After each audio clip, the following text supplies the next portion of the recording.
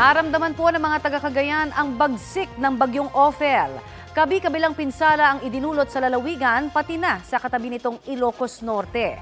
Balitang hatid ni Bea Pinlac. Kasabay ng malakas na ulan,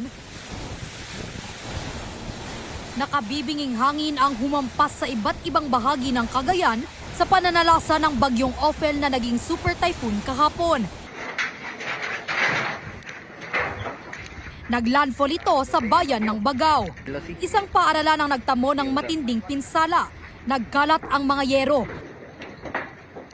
Ilang pader ang nawasak at nakalbo ang ilang puno sa paligid. Sa bayan ng Gonzaga, natanggal ang bahagi ng isang puno ng tangayin ng malakas na hangin.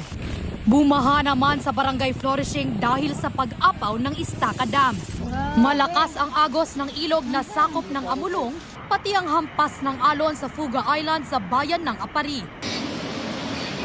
Nararanasan din ang malakas na ulan sa Santa Ana, Cagayan.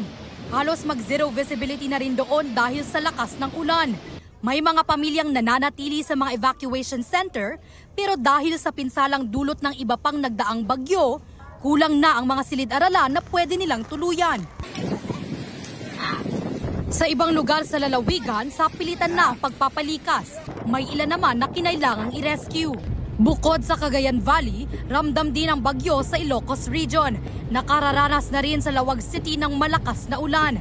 Napinsala na ang mga pananim, kaya't problemado ang mga magsasaka. Bea Pinlac, nagbabalita para sa GMA Integrated News.